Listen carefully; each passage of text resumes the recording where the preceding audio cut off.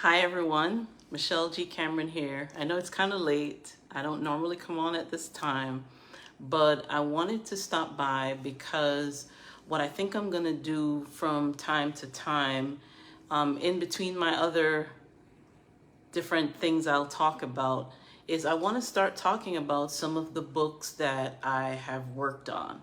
So, in case you don't know, I am an author. I've written 5 books.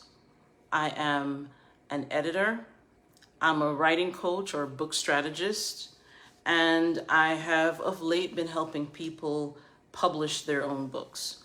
And that's using the self-publishing platforms, and I'm just their done for you person to help them get their books completed.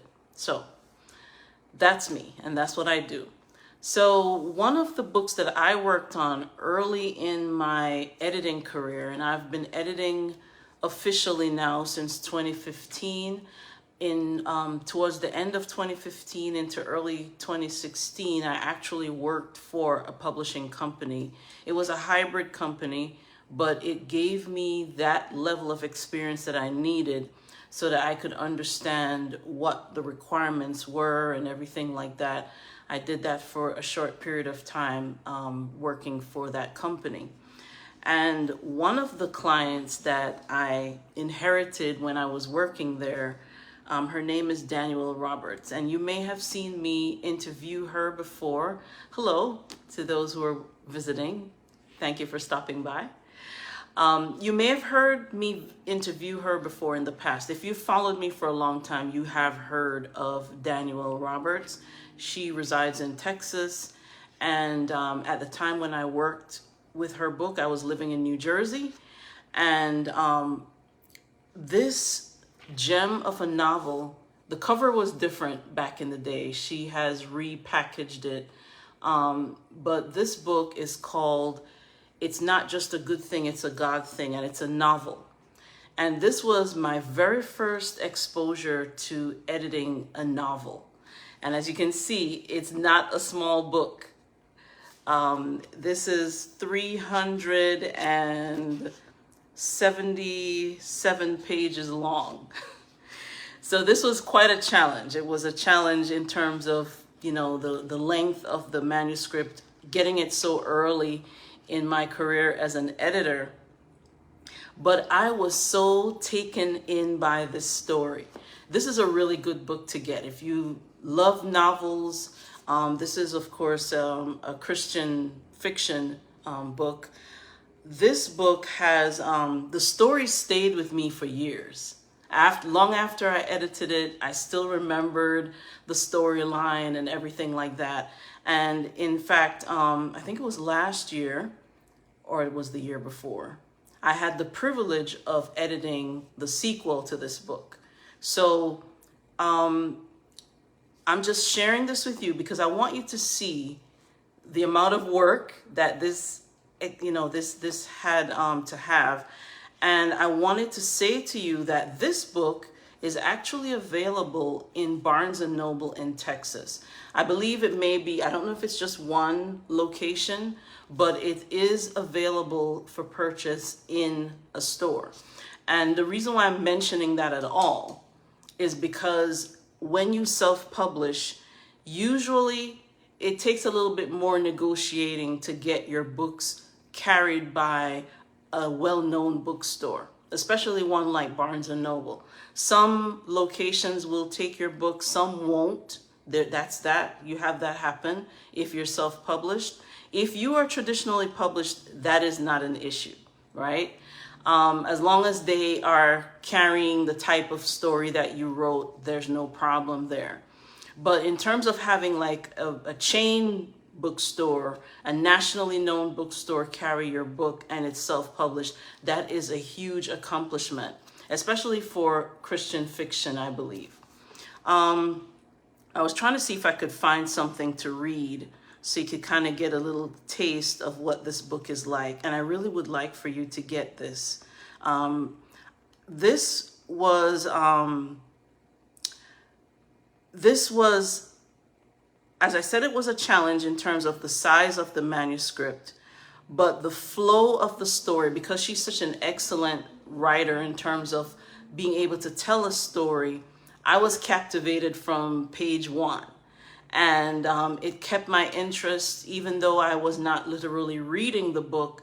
When I edit like a reader. So when I'm looking at your content, I am trying to understand, first of all, the concept that you're sharing with the world, making sure that it's clear. And then I'm also looking at it for readability, to make sure that it flows well and it sequences well, and that when somebody picks up the book, they enjoy it. She has quite a few 5 stars on this book on Amazon. I'm just looking to see if I can find a place where I can just jump in and read something for you. Let's see. Maybe I'll start at the beginning. It might be easier that way.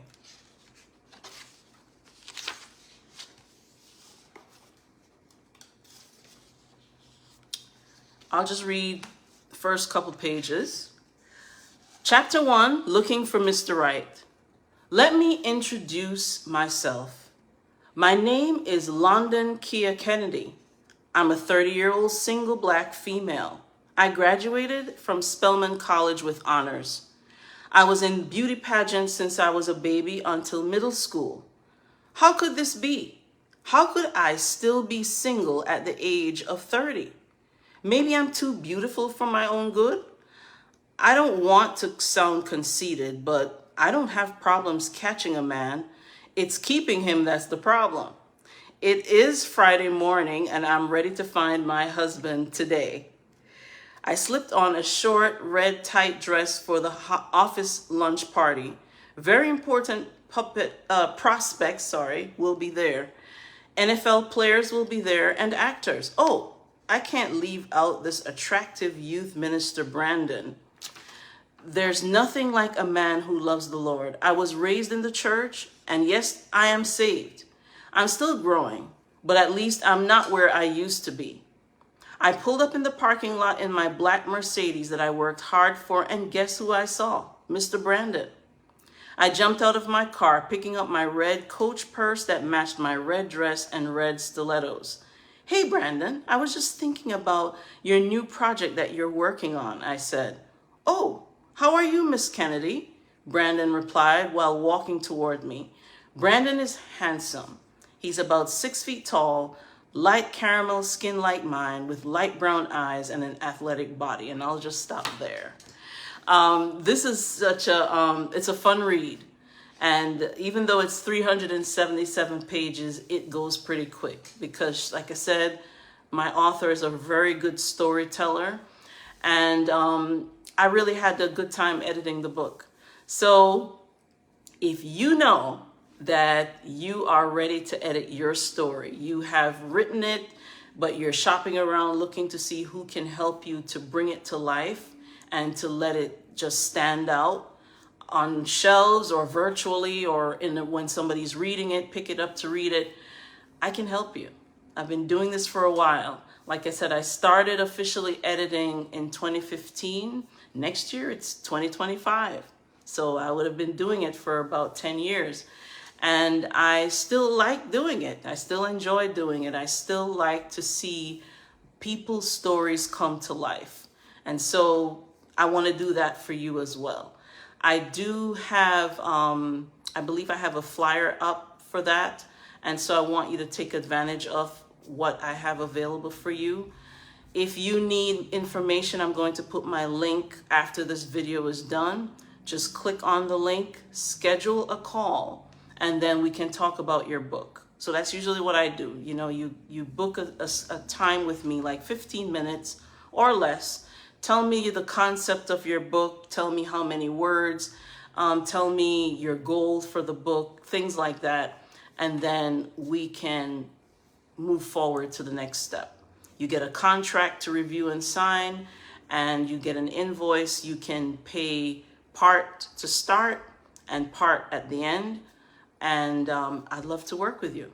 So that's it. I'll feature other books on other days. So have a good evening, those of you who stayed to watch, and I'll be back another time. I'll talk to you soon.